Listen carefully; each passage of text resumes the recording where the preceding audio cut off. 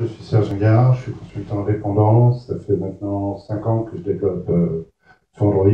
J'ai commencé avec la version 1.6, donc ça fait un petit moment maintenant. Je travaille principalement pour les grands groupes pour qui je fais du développement ou de la mise en place de la mobilité, donc EDF, Française des Jeux, etc. Et puis, pour info, je suis aussi auteur d'un bouquin qui s'appelle Développer une application Android, qui est publié par les éditions ENI. Donc ça, c'est pour que vous puissiez situer un peu le personnage. Alors, parce que moi je... Ah, c'est celui-là. D'accord, ok, voilà. Donc, les Smart Glass Vuzix, en fait, c'est une marque concurrente, comme il en existe quelques-unes, une petite poignée au monde, des Google Glass. En fait, Vuzix est une société qui est spécialisée dans les lunettes spéciales, des lunettes infrarouges, des lunettes de jeu, des lunettes pour les militaires, et qui s'est mise sur le marché des Smart Glass. Donc, elle a proposé un premier projet en janvier l'année dernière, en 2013, qui sont ces lunettes Vuzix, donc qui sont directement concurrentes de Google. On va voir en détail. En fait, elles ne sont pas commercialisées et j'ai pu obtenir un des premiers prototypes qui existent actuellement. Et je viens de les obtenir pour Noël. Ça a été le cadeau quand il est arrivé. Donc, on ne peut pas encore les acheter. On peut actuellement juste obtenir des précommandes. Donc, elles se présentent sous quelle forme? En fait, c'est un élément. Je vais poser une. C'est l'élément là, c'est cette partie-là en fait que l'on peut adapter.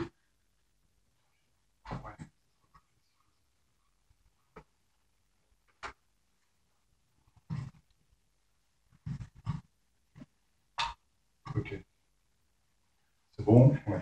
Donc en fait c'est une partie amovible, c'est la partie ici que vous voyez là, donc qui comprend le corps, un bras et la tête un petit peu. La tête c'est le même principe que les Google Glass, avec deux options comme vous le voyez sur le slide, soit une option serre-tête, soit une option où elle peut être accrochée à des lunettes. Donc l'option serre-tête, c'est assez pratique pour ceux qui portent des lunettes comme moi. Donc là, vous avez la vue sur le côté, où on voit bien donc, la partie donc, le système de projection.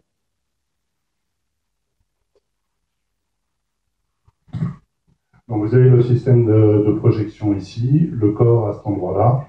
Et lorsque vous les regardez de face, en fait, vous obtenez la caméra ici. Donc on retrouve la caméra frontale comme sur le principe des Google. Alors les fonctionnalités. Vous avez un bouton, le bouton marche arrêt qui est en dessous, ici, qui vous permet d'activer les lunettes. Vous avez un bouton Select qui est à cet endroit-là, qui permet en fait de sélecter le programme ou de valider la fonctionnalité que vous avez faite.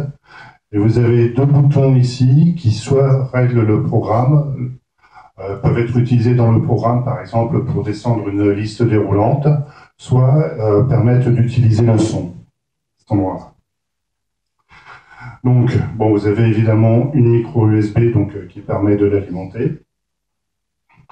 Vous avez deux microphones, ici et ici, dont le bruit est compensé pour éviter le vent, les perturbations. Bon, l'écran qui est juste ici, c'est cette partie-là, qui est assez petit, enfin assez petit physiquement. Ensuite, donc, il y a la caméra dont je vous ai parlé qui est devant. Il y a la possibilité de rajouter dedans une micro SD avec une capacité de 32 Go, ce qui est assez intéressant. Il y a des haut-parleurs. Elle est équipée du Wi-Fi, du Bluetooth, et elle possède de nombreux capteurs. On va revenir un petit peu en détail là-dessus. Donc, elle est proposée sous 4.0 actuellement. Elle s'incorpore dans Eclipse Android, avec des drivers qui permettent en fait de la connecter au DDMS.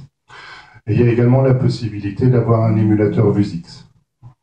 Le SDK est fourni et il est compatible directement avec Eclipse.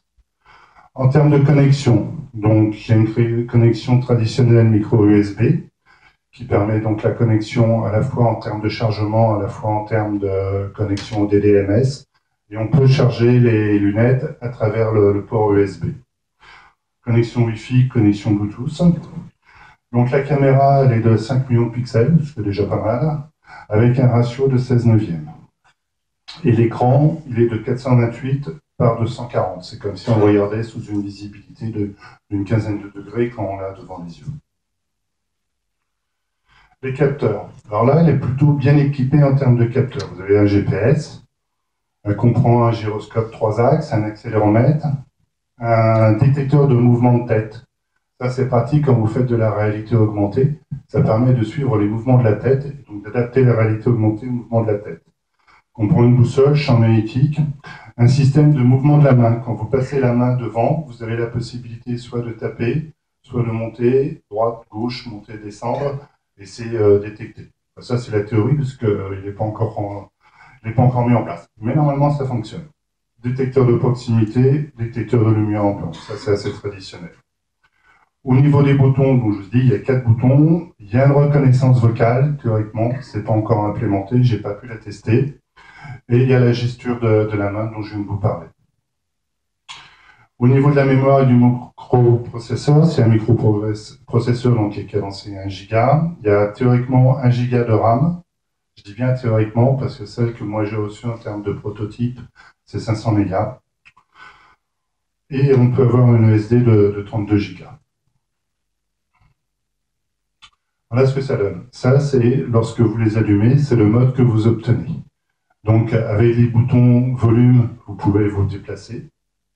Et ensuite, en appuyant sur le bouton Back Select qui est au-dessus, donc ce sont les boutons qui sont situés à cet endroit-là, vous pouvez à ce moment-là sélecter le programme. C'est un coup de main à prendre, je vous avoue qu'au début j'ai eu un petit peu de mal, hein. C'était pas très facile à utiliser. Bon, ça c'est un exemple d'application de réalité augmentée que je suis en train de développer pour la SNCF. En fait, donc on peut utiliser le mode caméra comme n'importe quel mode caméra sur un environnement Android, dans lequel on peut implémenter bien évidemment des informations. Donc là, j'ai mis en place ce qu'est la boussole, c'est pour ça qu'on a 2 degrés, le GPS, mais comme j'étais à l'intérieur, il ne fonctionnait pas. Et le curseur que vous voyez apparaître, en fait, n'apparaît que dans une zone de plus ou moins 10 mètres. Donc en fonction de l'angle dans lequel vous vous présentez, en fait, le curseur est œuvre, et au bout d'un moment, il sort de l'écran. Bon, c'est une petite application qui a un aspect industriel pour la SNCF au niveau de l'infrastructure. Voilà. Alors, vous avez également la possibilité de dialoguer entre le smartphone et les lunettes. Donc, il y a une interface qui est fournie, le dialogue s'effectue via un protocole Bluetooth traditionnel. Alors, bon, ça marche plus ou moins bien dans la mesure où, une fois que vous avez sélectionné l'une des fonctionnalités dedans, en fait, il n'y a pas de recopie de ce qu'il y a dans les lunettes. Là, vous l'avez sélectionné, c'est réellement sélectionné dans les lunettes. Donc, dans la vision des lunettes, le programme est sélectionné. Par contre, il n'y a pas de mise à jour ici. Donc, en fait, c'est assez peu pratique. Hein, en toute honnêteté, ça ne sert pas à grand-chose. Les avantages. Bon, déjà, on intègre de nombreux capteurs. Je ne connais pas tous les capteurs qui sont intégrés sur la Google, mais bon, on a quand même pas mal de capteurs. Un des gros avantages que je trouve, c'est qu'elle peut fonctionner complètement en mode autonome. C'est-à-dire que si vous pouvez développer complètement une application, la installer sur les lunettes, et vous n'avez plus besoin d'un smartphone, à partir du moment où elle ne demande pas une connexion Internet, bien évidemment. D'accord ? Et ensuite, elle a une mémoire extensible, ce qui peut être assez pratique. Les points améliorés. Alors, j'ai dit qu'elle s'incorporait dans Eclipse. Oui, c'est vrai, j'ai mis qu'une semaine pour y arriver. Ça vous donne un ordre d'idée sur les problèmes de driver qu'on peut rencontrer. Donc ça marche. Une fois qu'on y arrive, ça fonctionne plutôt bien. La mise en œuvre est réellement délicate. Le programme de connexion de Bluetooth entre le smartphone et le VUSX, là, il demanderait nettement amélioré. Parce que comme il ne fait pas de recopie d'écran, c'est comme s'il ne servait à rien. Si au moins lorsque vous faisiez une action, l'écran changeait et reproduisait ce que vous voyez, ce qui était installé dans les lunettes, là, ça pourrait être réellement pratique. Parce qu'à ce moment-là, on aurait sur un smartphone, c'est plus facile à regarder, une utilisation concrète. Ce qui n'est pas le cas aujourd'hui. L'utilisation des boutons. Alors, vous avez 3 boutons sur le dessus et un bouton en dessous. Il y a un sacré coup de main à prendre, honnêtement. Parce qu'au début, c'est loin d'être évident. Surtout quand vous savez que le bouton qui sert à la fois à sélecter l'action que vous voulez faire sert également à quitter le programme dans lequel vous êtes. Au début, j'y comprenais pas grand-chose. Bon, au bout d'un moment, on comprend qu'en appuyant une petite fois, vous faites une action et qu'en appuyant longtemps, vous quittez le programme. Pour les réglages, quand vous êtes dans le mode setting, c'est un peu folklorique à mettre en œuvre. Mais bon, ça, on finit par s'y faire. Mais honnêtement, en termes de maniabilité au niveau de la main, en mode utilisation, quand je l'utilise en application de réalité augmentée, c'est pas très pratique en termes d'ergonomie. Je pense que lorsque le mode gesture sera implémenté, le fait de pouvoir uniquement passer la main à côté des lunettes pour obtenir une action sera certainement plus facile. L'autre point à améliorer, c'est la stabilité du système. C'est pas ultra stable. Il se perd entre la batterie, il se perd avec le Bluetooth. Gros inconvénient que je lui ai trouvé, le port et le réglage, notamment avec le serre-tête. Au prime abord, ça semble une bonne idée. C'est assez délicat à mettre en œuvre. Entre les réglages, parce qu'ils se règlent à peu près dans tous les sens, voire un peu trop. On peut orienter l'orientation du serre-tête, l'orientation de la caméra, augmenter la branche, etc. Et au bout d'un moment, on ne voit plus rien. Donc on passe un petit moment à le remettre en place. Et comme le module est quand même assez lourd, en fait, ça a une nette tendance à diminuer un petit peu. Une fois que vous l'avez mis de travers sur la tête, ça marche très bien. Voilà. C'est beaucoup plus facile avec le mode lunettes. Avec le mode lunettes, là, elles sont bien stables. Ça marche beaucoup mieux.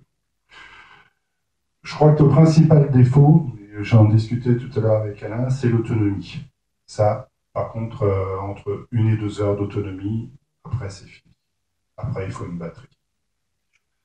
Et moi, ce que je trouve qui est dommage pour assurer un système complètement autonome, c'est qu'il manque une carte SIM. Ça aurait été quand même vachement bien d'avoir une carte SIM en plus dedans, parce qu'on aurait l'accès à la 3G, donc Internet, et donc on aurait pu avoir un système qui soit 100% autonome. Donc ça, je trouve que c'est un défaut. Bon, je ne sais pas s'ils vont le mettre sur les prochaines, mais je pense à les gens qui sont sur le terrain. Moi, je travaille beaucoup avec l'infrastructure. Les gens qui sont sur le terrain, entre l'ordinateur, les lunettes, le smartphone, s'ils avaient que les lunettes, ce serait quand même vachement plus pratique pour eux. Ensuite, en termes de coûts, donc actuellement, les coûts sont les suivants. Donc, on les achète 1 000 $. Enfin, vous pouvez les acheter à 1 000 $, c'est toujours vrai. Aujourd'hui, en précommande, ce qu'on découvre lorsque vous recevez le paquet des lunettes, tout content que vous êtes d'avoir le colis, c'est qu'il y a 300 € de plus à payer. Ça, c'est les douanes et la TVA qui passent dessus. Donc, ça m'a fait un drôle d'effet, mais bon, comme elles étaient là, je les ai prises. Donc, il faut compter 1 100 € à peu près TTC. Aujourd'hui, uniquement en précommande, théoriquement disponible deuxième semestre de l'année. Pour information, Vuzix est basé à Rochester, à New York. Ils ont été créés en 1997. C'est une filiale, ils ont des filiales en Angleterre et au Japon. Et ils sont spécialisés dans tout ce qui est lunettes techniques. Ils travaillent pas mal avec les militaires, ils ont pas mal de brevets dans ce domaine-là. Voilà. Elles sont encore très très peu diffusées. Pour vous donner un ordre d'idée, en termes de prototype, moi j'ai le numéro 66. Donc c'est vraiment parmi les tout premiers, tout premiers. Et en France, je dois être tout seul, ou on doit être quelques-uns à les avoir. Je ne peux pas vous me donner l'information. Voilà. Voilà, je ne sais pas si vous avez des questions, je me tiens à votre disposition. Et pour ceux qui veulent les voir, elles sont disponibles tout à l'heure pendant l'apéro, je vous montrerai.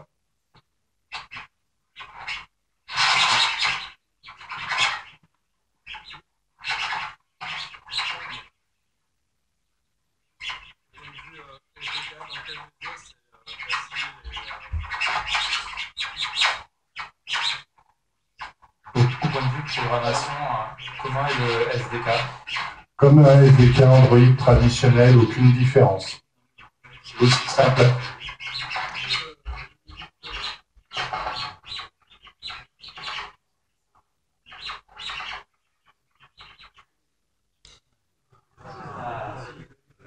Maintenant, le SDK, ça vous programmez ça exactement de la même façon qu'une application Android traditionnelle. Seulement, au lieu de choisir Android API 14, vous choisissez Vuzix. Mais c'est aussi simple et aussi facile.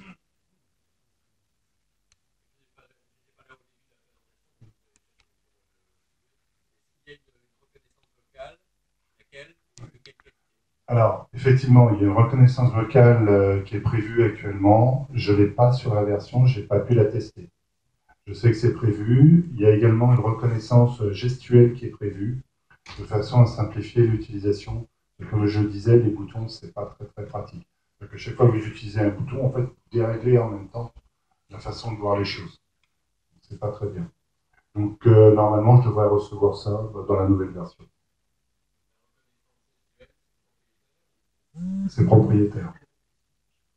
Oui, la reconnaissance gestuelle, elle est propriétaire. Donc, c'est eux qui la fournissent à ce niveau-là. La reconnaissance vocale, je ne pense pas. D'autres questions? Oui.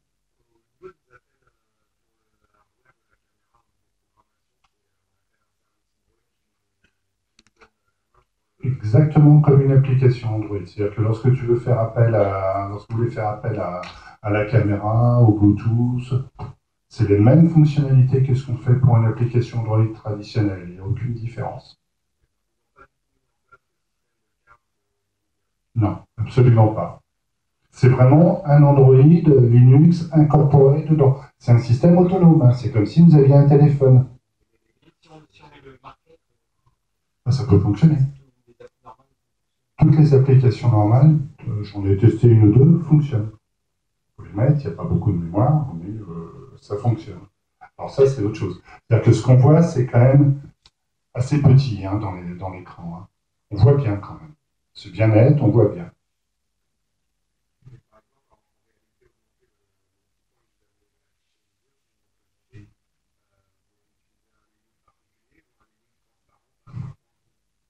J'ai tout simplement fait une caméra traditionnelle dans laquelle j'ai rajouté un overlay, tout bêtement, comme on fait avec un Android habituel.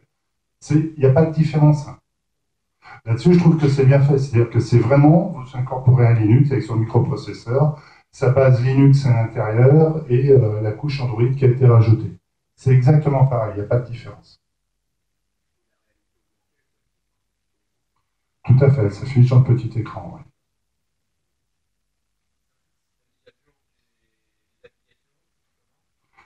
Par le câble, la mise à jour des applications se fait par le câble USB, principalement.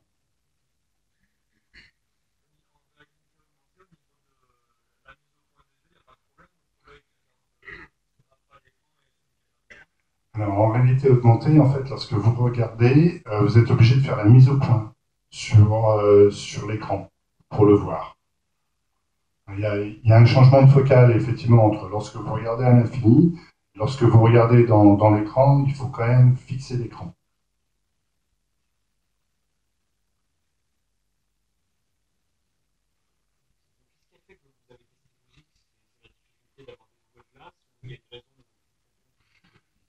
Après, pourquoi j'ai testé Vuzix? Bon, déjà parce que j'ai pas obtenu des Google Glass, j'ai pas pu en obtenir. Et puis la présentation qu'on faisait en tant que système autonome, je trouvais que c'était intéressant. Voilà. Alors, j'ai patienté un an quand même. Hein. Entre la commande que j'ai passée en janvier 2013 et mon cadeau de Noël de cette année, un an. Mais bon, je les ai eus.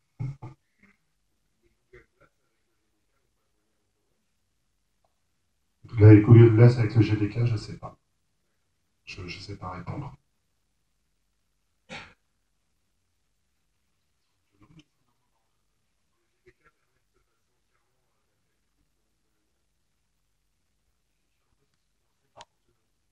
Qu'est-ce que tu entends par autonome? Alors, moi, autonome, c'est dans la mesure où on peut mettre une application dessus et qu'elle n'a pas besoin d'être reliée en aucun cas à un smartphone pour fonctionner. Je ne sais pas. Donc ça, je trouve que c'est extrêmement pratique. C'est-à-dire qu'il n'y a pas besoin d'avoir une liaison Bluetooth, pas besoin d'avoir une liaison Wi-Fi, Pas besoin d'avoir aucune connexion avec un smartphone. Le smartphone, il est éteint, l'application, elle fonctionne.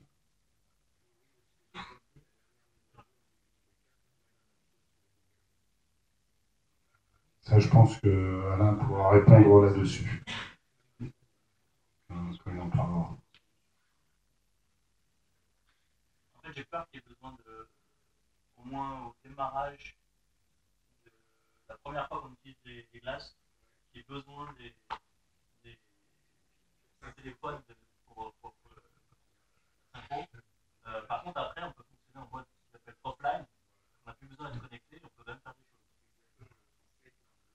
Voilà, c'est offline, des photos, etc. Mais en fait, on n'est même pas obligé d'avoir le matin. Je parle vraiment de la première fois pour le setup en fait, pour le setup initial. Après, c'est un peu limité si on n'a pas de connexion.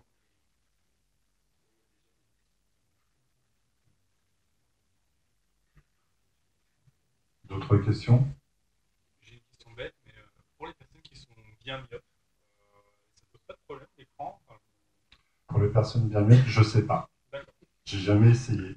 Je peux pas vous dire. Je me demandais. Moi, je suis pas très myope, tout bien, j'ai une faible correction et ça me fait aucune difficulté de mise au point. Je pense que ça devrait pas faire de problème dans la mesure où c'est quand même une vision à l'infini. Hein, c'est comme si on regarde de loin, même si si on focalise dessus pour voir l'écran. C'est quand même une vision à l'infini, ça devrait pas trop poser de problème, je pense. Mais il faudrait tester, je sais pas répondre.